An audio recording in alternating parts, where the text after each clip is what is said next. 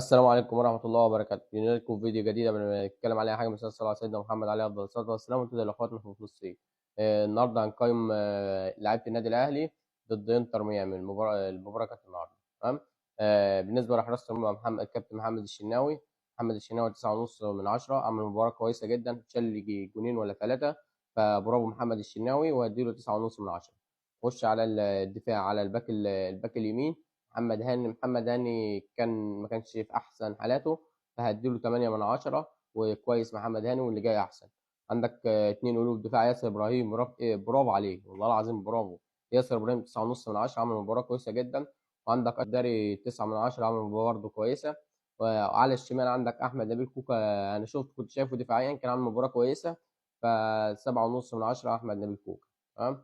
عندك في خط النص كان امام عاشور. امام عاشور ما لحقش يلعب، فاللاعب طلع خرج مصاب. اتمنى ان هي تعدي على خير وامام يرجع يكمل معانا في البطوله.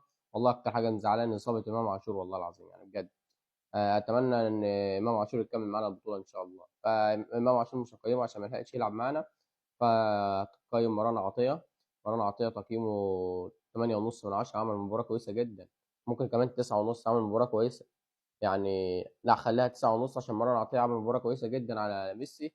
هو حمدي فتحي كانوا عاملين جيم كويس جدا. تمام.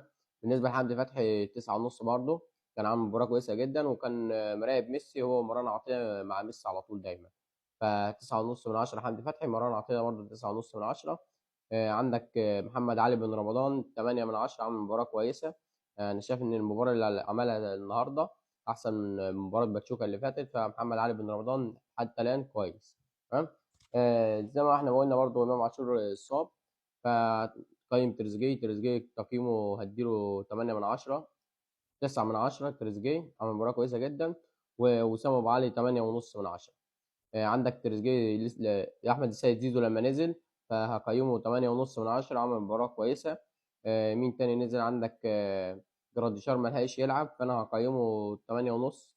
هقيمه 7 من 10، ما لحقش يلعب. وعندك حسين الشحات نزل خرب الماتش. 0 من 10 حسين الشحات. 0 من 10 حسين الشحات ما عملش حاجه اصلا، ده نزل كان عيب على الفريق. يا راجل بياخد الكرة والله بيجي عند الجون، بيقعد ايه ولا عايز يلم، هو ما بيعرفش يلم، يجي يلم اللاعب الكرة تجري منه. طب ايه ده يا حبيبي؟ طب باص، انت مش عارف تلم اصلا، انت مش عارف تلم، باص شو تعمل اي حاجه منها ان انت بتحاول. انت ما بتحاولش خالص، الكرة بتفقد الكرة، ويا ريت بتجري تحاول على الكرة، لا بتسيب الكرة. فحسين الشحات تقييمه زي الزفت. طاهر محمد طاهر فهديله تقييم 7 من 10. كان كويس محمد طاهر لحد ما. محمد مجدي قفشه برضه نزل ما لحقش يلعب، برضه هديله تقييم 6 من 10. بالنسبه لي احسن لاعب في المباراه هو، انا متحير بصراحه، متحير بين محمود حسن تريزيجيه وبين محمد الشناوي. قول لي انت هتديها لمين؟ انا اعتقد ان ياخدها محمود حسن تريزيجيه، مع انه ضيع ضربه جزاء، بس محمود حسن تريزيجيه كان عامل مباراه كويسه جدا يا جدعان امبارح. انت برضه قول لي برضه تتوقع مين في التعليقات، مين افضل لاعب في المباراه بالنسبه لك؟ بالنسبه لي اسوأ لاعب في المباراه طبعا مش بلا منازع، بلا منازع، في المركز الاول حسين الشحات. حسين الشحات في المركز الاول. في الاسوأ برضه المركز الثاني هديها المركز الثاني.